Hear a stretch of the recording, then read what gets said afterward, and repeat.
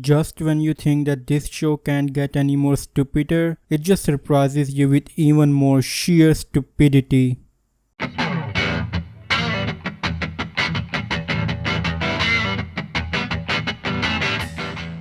Hello everyone, this is IC Abyss here and today we are going to talk about Secret Invasion episode 5. But before we talk about that, I would like to remind you to hit that like and subscribe right now. Just mentioning it because it's been a few videos since I've said that mantra. I can never decide whether I should say this at the beginning of the video or towards the end, but you know what, whatever, let's talk about this episode. So this episode starts with the president being rushed to the hospital and Fury keeps yelling in his ear that they are Skrulls and that it wasn't the Russians and most importantly not to trust Rhody. The president is rushed into the ICU and Fury sits outside the door to protect him. We cut to the Skrull's hideout where Gravik calls a meeting and Pagon starts accusing Gravik of not killing Fury. Gravik says that Fury still has a use. Pagon insists that Fury never trusted Gravik and for whatever reason Gravik is not killing Fury even though he had many chances of doing that. Gravik becomes angered and kills Pagon.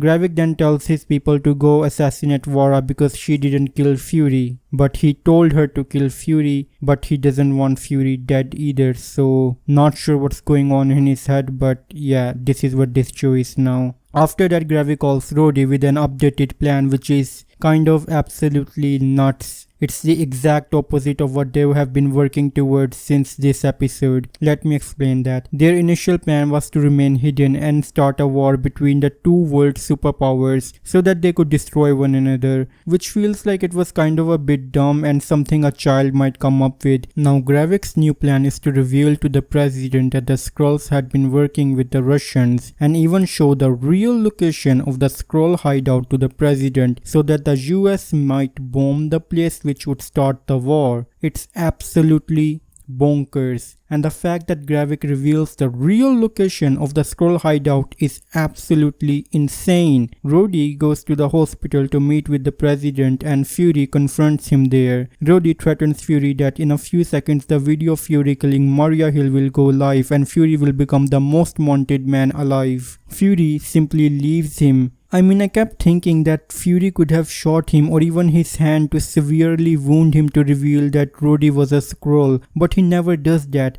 I get that there were guards around Fury and the risk was big, but at the same time, the reward was also big, but Fury chooses to leave instead. Also, there is Sonya who goes to interrogate some dude about the location of Dr. Dalton, and she immediately shoots him to reveal that he is a Skrull. Then the security comes in and she easily explains that this guy was a Skrull, something Fury could have also done not 10 seconds ago in this show. It's absolutely insane that they let Fury fall this low, because I think either they are doing this on purpose or they really are idiotic writers. We again cut to the Skrull hideout where Gravik gets an update call from Rhody, and as soon as Gravik ends the call, his underling starts beating Gravik. And man, that was something actually nice because I wasn't really expecting that. But yeah, they start beating Gravik, but he heals very quickly and beats everyone around him. The only problem that I have with this scene is that this scene ends way too quickly. I think it was a perfect opportunity to show some action and some more of Gravik's abilities, but the scene doesn't last too long, which I think is a missed opportunity. After that, we cut to Fury meeting with Emilia Clarke and he tells her that Talos is dead, but somehow she already knows. She tells Fury that she needs to bury her father, and apparently Talos' body is in Fury's car. I don't know if I missed something, but the ending of the last episode kind of implied that Fury left in a hurry,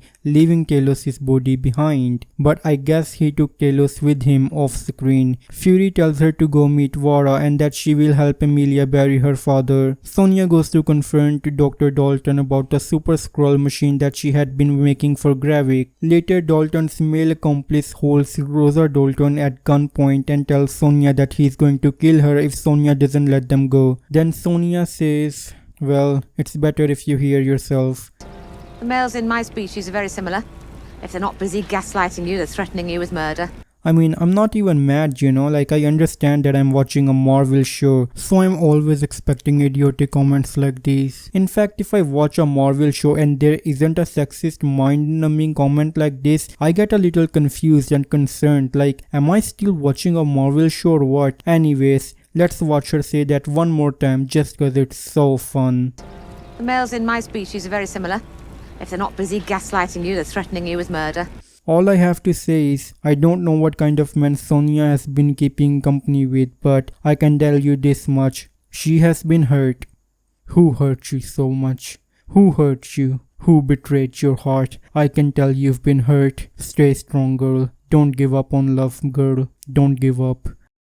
Okay, with that nonsense out of the way, Rhody goes to the president and as planned by Gravik, he shows the president the location of the Skrull's hideout and says that the Skrulls had been working with the Russians. The president shows his concern about bombing on Russian soil, but Rhody seems adamant and then the president looks at him skeptically, or what I assume is a skeptical look. Now back at the beginning of the episode, when Fury was yelling at the unconscious president to not trust Rhody, it's obvious that the president wouldn't have heard Fury, but I think that there might be a small chance that the president did hear or at least heard a part of it, because I think from this point on he might be really skeptical of Rhody. Again, I don't have much to go on because this is the last time we see the president here. Speaking of which, I keep wondering where the real Rhody is. I mean, poor guy. I mean, the show doesn't even hint on it and Fury is not even a little concerned for real Rhody. Okay, then we cut to Emilia Clarke, who buried her father with the help of Vora. Later Vora is boring Emilia Clarke with boring tales of Fury and herself while knowing that Gravik had sent assassins after her, and I genuinely laughed out loud when Vora says that she would rather face them here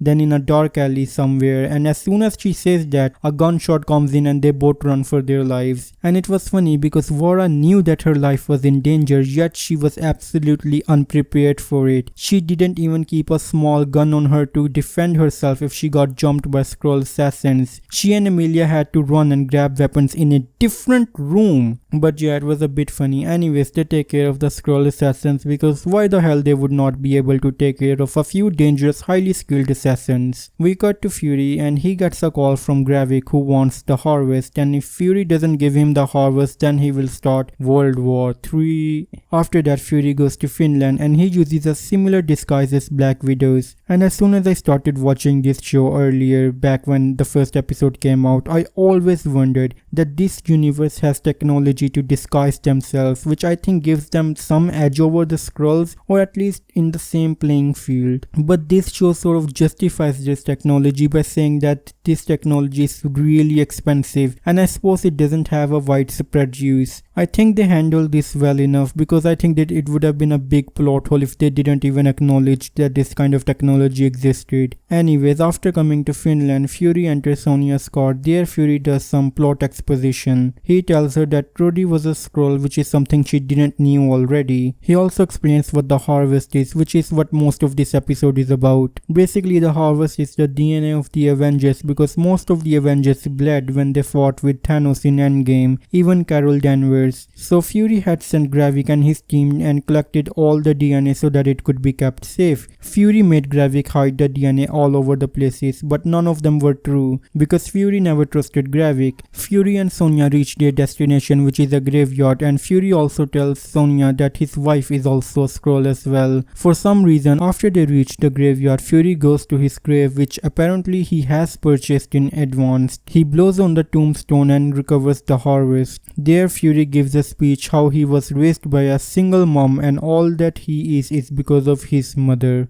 And you know, I shed a tear at that speech, how they made Fury a three-dimensional character in this show and fucked him in all three of them. Okay, jokes aside, I know we all love our moms and I know I do, but wow, does Marvel only focuses on one side. I mean, Fury doesn't even mention his father, but we know what Fury's father was doing. He was either gaslighting Fury's mother or threatening to kill her because that's what men are in Marvel Cinematic Universe. And then Marvel complains why people hate their shows. I mean, sure, go ahead and vilify your audience and wonder why your show sucks and everyone hates it. It's like Marvel keeps shooting on his foot and then keeps wondering why its foot is bleeding. Anyways, Fury goes to recover his coat and his eye patch and his gun from 3 different lockers. I mean, he could have just shoved them in one locker. There was definitely enough space for that, but whatever, you know. Fury does what Fury does. After wearing his coat, he calls what I assume is Gravik and says that it's time to finish this. That's where this episode ends. It really feels like that there is a descent in the quality of writing in this show. Gravik changing his plan was idiotic. He threatens Fury that if he doesn't give him the harvest then he will start World War III. Suppose Fury gives him the harvest, then how will Gravik stop the World War III? Rhody already briefed the president on the Skrulls and their location and insisted that the places should be bombed. Again, suppose Fury gives him the harvest, what will Gravik do to stop World War